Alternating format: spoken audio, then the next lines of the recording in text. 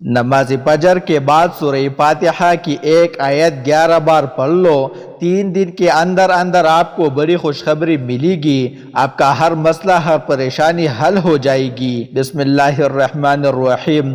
محترم ناظرین، ہزاروں درود و سلام نبی کریم صلی اللہ علیہ وسلم کی ذات پر، اور ہم اللہ سے دعا مانگیں گے کہ اللہ ہماری آج کی صبح ہمارے لیے باعث رحمت فرما۔ آج کا وظیفہ بہت ہی خاص ہے اور اس میں ایک قرآن مجید کی چھوٹی سے سورت کا ہے۔ آج کی اس ویڈیو میں ہم جو عمل آپ کو بتائیں گے، یہ خاص وظیفہ قرآن پاک کی ایک چھوٹی سے سورت کی ایک آیت پر مشتمل ہے، اور آپ نے اس عمل کو لازمی کرنا ہے۔ انشاءاللہ تعالی اس عمل کو کرنے سے آپ کے پاس اتنا پیسہ، اتنا مال و دولت آ جائے گا۔ اگر آپ غریب ہیں، آپ کے گھر کے مالی حالات ٹھیک نہیں ہے، تو آپ کے گھر کے مالی حالات اس قدر بہتر ہو جائے گے کہ آپ کے جتنی بھی رشتہ دار ہیں وہ آپ کو دیکھتی ہی رہ جائے گی۔ یہ خاص وظیفہ ہمارے بہت سے بہنوں اور بھائیوں کا آزمایا ہوا عمل ہے۔ اللہ تبارک و تعالیٰ کی فضل و کرم سے گھر سے غربت اور تنگ دستی ختم ہو جائے گی، اور گھر میں مال و دولت کی بارش ہونا شروع ہو جائے گی۔ تاکہ انسان کا واحد مقصد یہ ہے کہ انسان اللہ تعالیٰ کی عبادت و بندگی کرے، اس کے علاوہ جتنی بھی امور ہے جن کو انسان انجام دیتا ہے اس لیے ہے تاکہ عبادت الہی کے معاملے میں انسان کے معاون بن سکے۔ انسان کی صحت و تندرستی، قوت و طاقت، مال و دولت، کھانا پینا، غرض ہر چیز اس لیے ہے تاکہ انسان مستعد ہو کر اپنے مقصد اصلی کو انجام دے سکے۔ عبادت اللہ تعالیٰ کی اوامر کی بجا آوری اور نواہی سے اجتناب و کنارہ کشی کا نام ہے، یعنی اللہ کے حکم کردہ چیزوں کو انجام دینا اور منع کردہ چیزوں سے رک جانا۔ لیکن عبادات کے اندر بھی فرق مراتب کا لحاظ کیا گیا ہے، یعنی ان کے انجام دہی کی صورت میں مرتب ہونے والے اجر و ثواب میں بڑا فرق ہے۔ چنانچہ کچھ امور ایسے ہیں جن کی فضیلت و اہمیت اور اجر و ثواب بہت زیادہ ہے، اور کچھ ایسے ہیں جن کا اجر و ثواب ذکر عبادتوں کی بنسبت کچھ کم ہے۔ عبادات کی بہت سے انواع و اقسام ہے، لیکن جب کبھی ہماری سماعت سے عبادات کا لفظ ٹکراتا ہے تو یقینی طور پر ہمارے ذہن میں نماز کا تصور گردش کرنے لگتا ہے۔ گو عبادات کا دائرہ نماز ہی میں محدود نہیں، تاہم اس کی اہمیت و فضیلت اس قدر نمایاں اور اس کا ثواب اس قدر زیادہ ہے کہ عبادات کا تصور نماز کے بغیر محال معلوم ہوتا ہے۔ پھر نمازوں کی اہمیت و فضیلت میں بھی تفاوت ہے۔ چنانچہ نمازوں میں سب سے اونچا اعلیٰ درجہ فرض واجب کا ہے، پھر سنت مؤکدہ کا، پھر غیر مؤکد اور پھر نوافل کا۔ اگرچہ نمازوں میں نوافل کا درجہ اخیر کا ہے، تاہم اگر اس کو خلوص اور حضور قلبی کے ساتھ ادا کیا جائے تو اس کی فضیلت اس قدر ہو جاتی ہے کہ انسان اس کا تصور بھی نہیں کر سکتا۔ بہت سی حدیث مبارکہ میں نوافل کی اہمیت و فضیلت بیان کی گئی ہے۔ پھر نوافل میں جو مقام و مرتبہ نماز تہجد کو حاصل ہے وہ کسی اور کو نہیں ہے۔ تہجد کی نماز قبولیت کے ضامن ہے۔ نماز تہجد قرب الہی کا ذریعہ ہے۔ یہ نماز خوشنودی رب کا باعث ہے، اس سے حسنات میں اضافہ ہوتا ہے، سیئات معاف ہوتے ہیں اور درجات بلند ہوتے ہیں۔ نماز تہجد سے محبت الہی کا حصول ہوتا ہے۔ یہی وجہ ہے کہ اس کی توفیق انہی چند افراد کے دامن میں آتی ہے جو اللہ کے لاڈلے ہو، جن کا دل محبت الہی سے لبریز اور باطن تقوی و طہارت کے نور سے منور ہو۔ اور یہ یقینی بات ہے کہ شب کی محیط تاریکی میں جب پوری دنیا آغوش خواب میں محوی استراحت ہو، ہر سناٹا ہو اور فضائے خاموش ہو، ایسے وقت میں نیند کی مٹاس کو قربان کر کے نرم و گزار اور آرام کردہ بستر سے اٹھ کر سخت سردی کے عالم میں وضو کر کے حضور الہی میں سر بسجدہ ہو کر رب سے سرگوشیاں کرنے والا رب کا لاڈلا اور پیارا نہ ہوگا تو کون ہوگا؟ اس لیے تہجد میں مانگی جانے والی دعائیں ضرور قبول ہوتی ہے۔ اس حقیقت سے کوئی انسان انکار نہیں کر سکتا کہ دنیا میں ہر امیر، غریب، نیک و بد کو قانون قدرت کے تحت دکھوں، غموں اور پریشانیوں سے کسی نہ کسی شکل میں ضرور واسطہ پلتا ہے۔ اس کا سبب یہ ہے کہ دنیا دارالعمر اور امتحان گاہ ہے۔ انسان یہاں آزمائش کے لیے بھیجا گیا ہے، اسے آزادی سے نیکی اور بدی کرنے کی قوت دی گئی ہے، جیسے بروئی کار لا کر وہ نیکی کی صورت میں اجر و ثواب اور نافرمانی کی صورت میں عذاب و سزا کا مستحق ٹھہراتا ہے۔ غربت و تنگ دستی اور امارات و خوشحالی میں بھی اس دنیا کے دارالعمر ہونے کا ایک حصہ ہے۔ یہاں دو قسم کے لوگ بستے ہیں، ایک وہ جو آسودہ حال اور دولت مند ہے اور ہر قسم کے آسائش و آرام سے بہرور ہے، دوسرے وہ جو غریب و مفلوک الحال ہے اور زندگی کی ضروریات سے بھی محروم ہے۔ مصائب و آلام انہیں ڈستے رہتے ہیں اور وہ زندگی یوں گزارتے ہیں جیسی دکھی کے منو بوجھ تلے دبی ہوئی ہو اور اس بوجھ میں تخفیف کے آثار بھی دکھائی نہ دیتے ہو۔ انسان کسی بھی گروہ سے تعلق رکھتا ہے، اسے دکھوں سے منفرد نہیں، یہ الگ بات ہے۔ کسی کو کم اور کسی کو زیادہ دکھوں سے واسطہ پلتا ہے اور زندگی اسے بحال نظر آنے لگتی ہے۔ وہ چاہتا ہے کہ مصائب و آلام سے چھٹکارا حاصل کرے، مگر وہ اس طرح گلے کا ہار بن جاتے ہیں کہ روایتی کمبل کی طرح چولنے کا نام نہیں لیتے۔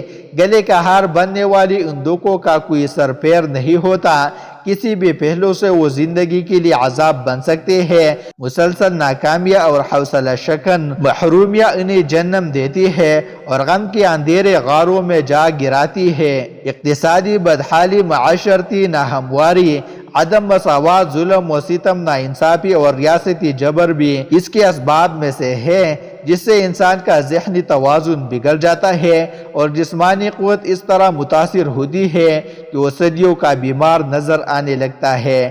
اس دکھ بھری دنیا کے سمندر میں تنکی کی طرح بہنے کے باوجود انسان ہاتھ پاؤں ضرور مارتا ہے اور یہ کوشش کرتا رہتا ہے کہ دکھوں سے انجام پالے اور غموں کے بور سے باہر آ جائے، لیکن وہ تب تک اپنی پریشانیوں اور دکھوں سے نجات نہیں پا سکتا جب تک وہ اللہ اور اس کے رسول صلی اللہ علیہ وسلم کی بتائی ہوئی احکام پر عمل پیرا نہیں ہو جاتا۔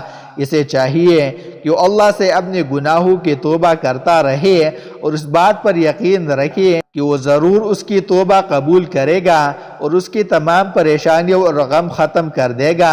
تو ناظرین، ایک اور بات آپ کو بتاتا چلوں کہ کوئی بھی وظیفہ شروع کرنے سے پہلے درود پاک لازمی پڑھ لیا کرے، کیونکہ یہ درود کا عمل اللہ پاک نے قرآن کے اندر فرمایا ہے کہ صلو علیہ وسلم تسلیما۔ اللہ کی ذات فرماتی ہے کہ میں خود درود بھیجتا ہوں اپنے پیارے پیغمبر محمد صلی اللہ علیہ وسلم پر، اور میرے جتنے فرشتے ہیں، نوری مخلوق ہے، یہ بھی میرے نبی پر سب مل کر درود پڑھتے رہتے ہیں۔ آگے اللہ فرماتا ہے کہ اے ایمان والو، وصلو علیہ وسلم تسلیما، تم بھی میرے نبی حضرت محمد صلی اللہ علیہ وسلم پر درود پڑھو، یہ میرے اللہ کا حکم ہے اور یہ کام، یہ عمل اللہ کی ذات خود بھی کرتی ہے، اور اللہ نے اپنی پیاری مخلوق جو نوری مخلوق ہے، جس میں جبرائیل ہے، میکائیل ہے، اسرافیل ہے، بے شک بے شمار فرشتے میرے اللہ کے ہیں، وہ سب میرے نبی پر درود پڑھتے ہیں۔ تو اللہ رب العزت فرماتے ہیں کہ میں بھی، میرے تمام نوری مخلوقات فرشتے بھی، اور اب میں اپنے بندوں کو بھی حکم دے رہا ہوں کہ جو مجھ کو مانتے ہیں، جو میرے نبی پر ایمان لے کر آئے ہیں، ان کو بھی میں حکم دے رہا ہوں کہ عمل تم بھی کرو۔ وہ عمل کون سا ہے؟ درود پاک پڑھو۔ تو ایک دن میرے نبی حضرت محمد صلی اللہ علیہ وسلم مسجد کے اندر ممبر کے اوپر تشریف فرما ہونے کے لیے جب پہلی سیڑھی پر قدم رکھا تو صحابہ کرام بھی اپنے پاس موجود تھے مسجد کے اندر۔ تو آپ نے جب پہلی سیڑھی پر قدم رکھا تو فرمایا آمین، دوسری سیڑھی پر قدم رکھا تو پھر فرمایا آمین، تیسری پر جب قدم رکھا تو آپ نے فرمایا آمین۔ تو صحابہ کرام یہ منظر دیکھ رہے تھے، تو جب انہوں نے دیکھا کہ آپ آمین کہہ رہے ہیں، اس کا مطلب ہے کہ کوئی دعا مانگ رہا ہے یا کوئی عمل کر رہا ہے۔ اس پر حضرت محمد صلی اللہ علیہ وسلم آمین کہہ رہے ہیں، اس کا مطلب ہے کہ کوئی دعا مانگ رہا ہے۔ تو صحابہ کرام نے عرض کیا، یا رسول اللہ صلی اللہ علیہ وسلم، آپ نے 3 دفعہ آمین کہا ہے، اس کا راز تو بتا دیجئے۔ تو میرے نبی نے فرمایا کہ ابھی جبرائیل امین فرشتہ آیا تھا، اللہ کی نوری مخلوق ہے، اور وہ پیغام لے کر آیا ہے کہ جس بندے کی زندگی میں اس کے والدین بڑھاپے کی حالت میں ہو اور وہ ان کی خدمت نہ کر سکے، وہ ہلاک ہو جائے۔ تو میں نے اس کے اوپر آمین کہا ہے۔ تو ایک آمین کا مقصد یہ ہوا۔ دوسرے نمبر پر میں نے آمین اس لیے کہا کہ جس بندے کے سامنے حضرت محمد صلی اللہ علیہ وسلم اپنا فرماتے ہیں کہ میرا نام آئے، محمد کا نام آئے اور وہ درود نہ بھیجے، وہ بھی ہلاک ہو جائے۔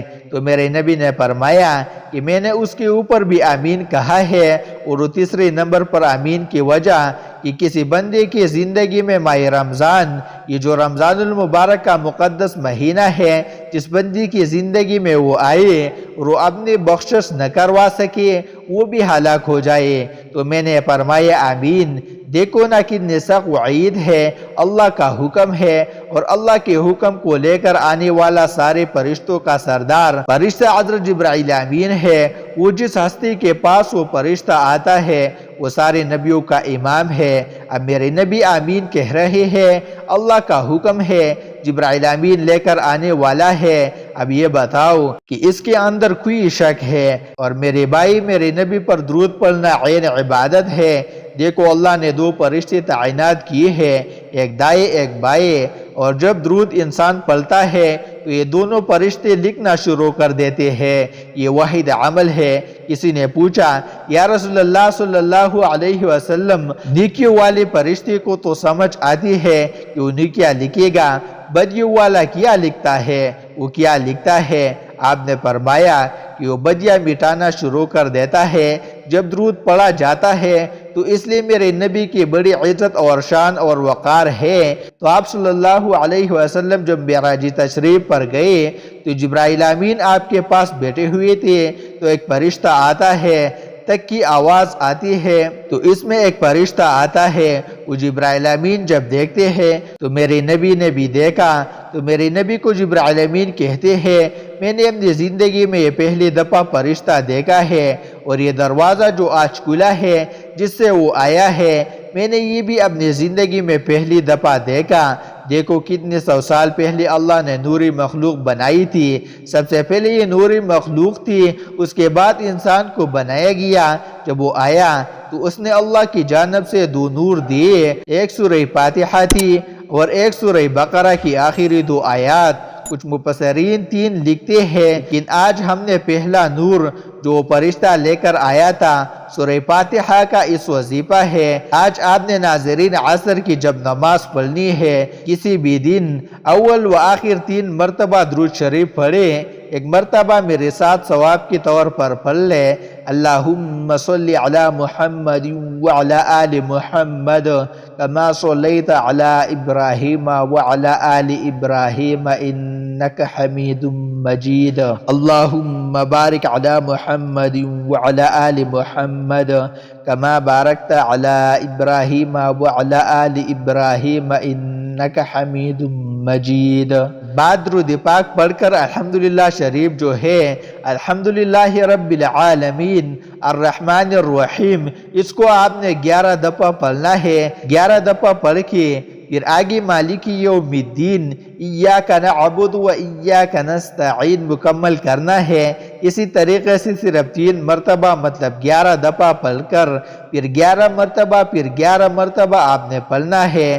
اسی طرح یہ 33 مرتبہ بن جائے گا۔ جب یہ 33 بار ہو جائے گا تو باقی سورہ فاتحہ 3 بار ہو جائے گی۔ اور جب آپ یہ عمل کریں گے، اول و آخر 3 بار درود شریف پڑھ کے ساتھ پھر اللہ سے دعا مانگے، یہ ایسا وظیفہ ہے آپ کی کوئی دعا بھی رد نہیں ہوگی۔ یہ انتہائی طاقتور اور آزمودہ وظیفہ ہے، ڈال دو۔ یہ بہت ہی مجرب وظیفہ ہے۔